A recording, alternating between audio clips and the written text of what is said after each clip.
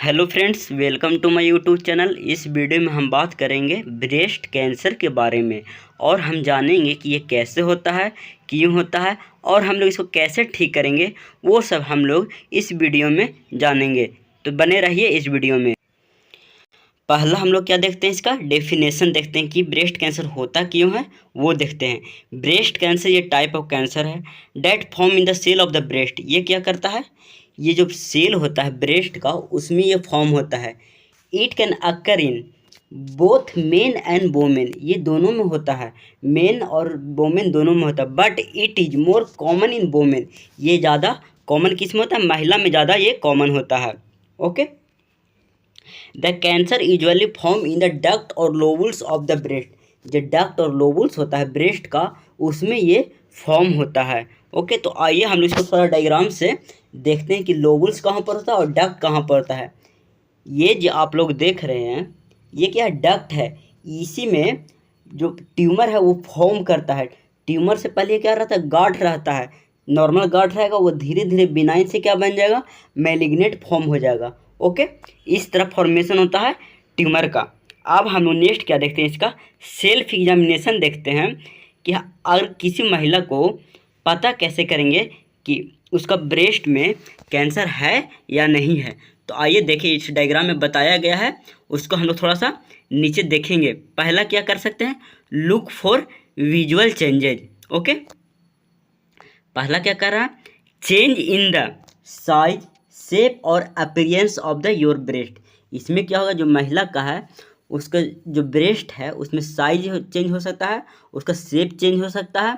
Okay, including dimpling और puckering of the screen, redness and unusual rashes. इसमें क्या होगा, वहाँ पर चुभन सा महसूस होगा ब्रेस्ट में उसका, और रेडनेस वहाँ पर लालिमा शो होगा, और अनयूजुअल रैसेज मतलब वहाँ पर कुछ हल्का लाल लाल तरह का दाना तरफ दिखाई देगा। ओके, अब नेक्स्ट क्या है, फील फॉर लैम्प। अब लैम्प में क्या होगा, फील होगा, वो देखते हैं क्या क्या फील होगा। Gently press around your breast, जब ब्रेस्ट को कोई भी महिला अपना पुश करेगी और आर्मपिट के बगल में, जो आर्मपिट होता है उसको बगल में करेगी, तो उसको लंप तरह कुछ अनयूजुअल थिंकिंग दिखाई देगा, मतलब अनयूजुअल गाठ तरह कुछ महसूस होगा। ओके, वो अपना फील करेगी, और फील करिए कि वहाँ पर कुछ गाठ है तो वो डॉक्टर पास जाएगी। ओके, नेक्स्ट क्या है, चेक फॉर निपल चेंजेज। अपने निपल को चेक करेगी, उसमें देखिए कुछ तरह के चेंजेस तो नहीं हुआ है, जैसे रेडनेस तो नहीं हुआ है, जो निपल है अंदर की तरफ तो नहीं चला गया, वो सब अपना निपल को चेक करेगी। ओके, जैसे उसमें क्या हो सकता है, डिस्चार्ज स्पेशली इन ब्लडी, उसमें हो सकता है ब्लडी खून तरह कुछ निकल सकता है, फ्लूइड निकल सकता है। अनयूजुअल सेंसिटिविटी हो सकता है, वहाँ पर बहुत तरह का सेंसिटिविटी कॉज हो सकता है।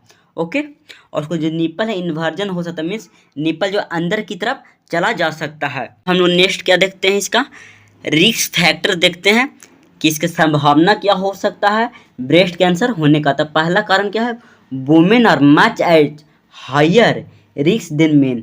ज़्यादा 99% ये वुमेन में देखा गया है, 1% मेल में देखा गया है ब्रेस्ट कैंसर। ओके, नेक्स्ट क्या है, एज। एज बहुत डिपेंड करता है। Okay, the increases as you get older. और आप 45 50 प्लस हो गई कोई भी महिला या पुरुष, तो उसका ब्रेस्ट कैंसर होने का ज़्यादा चांस हो जाता है। ओके, अब नेक्स्ट क्या है, जेनेटिक म्यूटेशन। जेनेटिक म्यूटेशन कैसे, मतलब कोई भी उसका डीएनए में चेंजेस, ये कुछ कारण से हो सकता है, जैसे inherited mutation in genes. Okay, such as BRCA1 and BRCA2, इस कारण से हो सकता है। अब नेक्स्ट क्या देखते हैं, फैमिली हिस्ट्री। फैमिली हिस्ट्री भी डिपेंड कर सकता है, जैसे कोई भी महिला है उसके जैसे माँ को हो चुका है या किसी मौसी को हुआ है, ये मतलब उसके नानी घर जितना जो है और उन्हीं को किसी को हुआ है, तो ज़्यादा चांस रहेगा कि वो महिला को हो सकता है ब्रेस्ट कैंसर। ओके, आप पर्सनल हिस्ट्री में क्या देखेंगे, प्रीवियस ब्रेस्ट कैंसर या certain non cancer breast disease. इसमें हम देखें, इसका हिस्ट्री देखेंगे कि कभी पहले तो ब्रेस्ट कैंसर तो नहीं हुआ, या गांठ तो नहीं बना है, या कोई और डिजीज तो नहीं हुआ ब्रेस्ट में, उस कारण तो नहीं हो रहा है, वो सब हम लोग पर्सनल हिस्ट्री में देखेंगे। अब नेक्स्ट क्या है, हार्मोनल फैक्टर देखते हैं। हार्मोनल फैक्टर में क्या है, ईयरली मेंस्ट्रुएशन या लेट मेनोपॉज क्या हो सकता है, और किसी जो लड़की है उसका ईयरली मेंस्ट्रुएशन साइकिल आ गया, जैसे उसका जो प्यूबर्टी है इससे पहले ही आ गया, तो वो चांस हो सकता है। ये लेट मेनोपॉज एक 45 से 50 के प्लस में ही होता है कि मेनोपॉज हो जाता है, मीन्स पीरियड आना बंद होता है फीमेल का। लेकिन अगर पहला ही बंद हो गया तो वो चांस हो सकता है फीमेल में ब्रेस्ट कैंसर का। ओके, या हार्मोनल रिप्लेसमेंट थेरेपी, और कोई भी हार्मोनल रिप्लेसमेंट थेरेपी करवाई है कोई फीमेल कभी भी, तो वो चांस क्रिएट कर सकता है उसको ब्रेस्ट कैंसर होने का। अब हम क्या देखते हैं, लाइफ स्टाइल फैक्टर्स देखते हैं उसका। ओके, जैसे अल्कोहल वो ज़्यादा कंजप्शन कर रही है, ओबेसिटी, ज़्यादा मोटा है, ये लैक ऑफ फिजिकल एक्टिविटी, वो कोई भी फिजिकल एक्टिविटी नहीं करती, दिन भर खाती है बैठती है, ज़्यादा फैट्स का यूज करे, कार्बोहाइड्रेट ज़्यादा ले रही है और कोई भी एक्सरसाइज नहीं कर रही है, उस वजह से हो सकता है। और ज़्यादा अल्कोहल ले रही है वो कारण हो सकता है। ओके, अब नेक्स्ट क्या देखते हैं, रेडिएशन एक्सपोजर देखते हैं। उसमें previous radiation treatment of the chest area, कोई भी इन्फेक्शन कॉज करेगा उसका चेस्ट एरिया में, तो कोई रेडिएशन थेरेपी तो नहीं ली है। ओके, उस वजह से भी उसको हो सकता है। अब हम उन्हें क्या देखते हैं, इसका साइन और सिम्टम्स देखते हैं, मीन्स लक्षण क्या क्या शो होगा वो देखते हैं। पहला क्या है, लंप और थिकरिंग इन द ब्रेस्ट और अंडर आर्म, कोई लंप मतलब गांठ बन सकता है, या ठिकरी मतलब चुभन सा महसूस होगा ब्रेस्ट या अंडर आर्म में। ओके, नेक्स्ट क्या है, changes in size, changes in size, shape और अपीयरेंस ऑफ द ब्रेस्ट, जो ब्रेस्ट है उसका साइज चेंज हो सकता है, शेप चेंज हो सकता है। ओके, डिम्पलिंग और puckering of the skinning of the breast, dimpling मतलब हो सकता है वहाँ पर कुछ फोला सा बन सकता है, या चुभन सा महसूस होगा ब्रेस्ट में, वो हो सकता है। नेक्स्ट क्या है, nipple discharge that isn't breast milk possibly with blood, जो निपल डिस्चार्ज हो रहा है वो ब्रेस्ट मिल्क नहीं है, जैसे वहाँ से ब्लड निकल रहा है या कुछ अलग तरह का फ्लूइड निकल रहा है, वो हम लोग देखेंगे। उसका साइन और सिम्टम ये भी हो सकता है।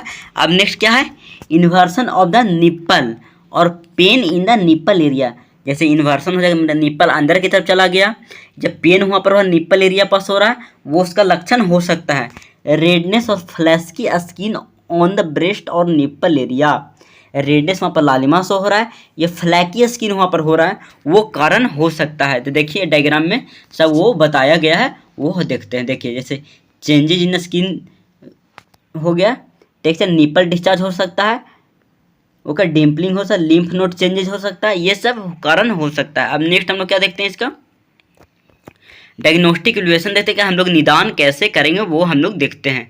तब पहला निदान कैसे कर सकते हैं, पहला ब्रेस्ट एग्जामिनेशन करेंगे, उसमें physical examination of the breast, breast का पहले फिजिकल एग्जामिनेशन किया जाएगा।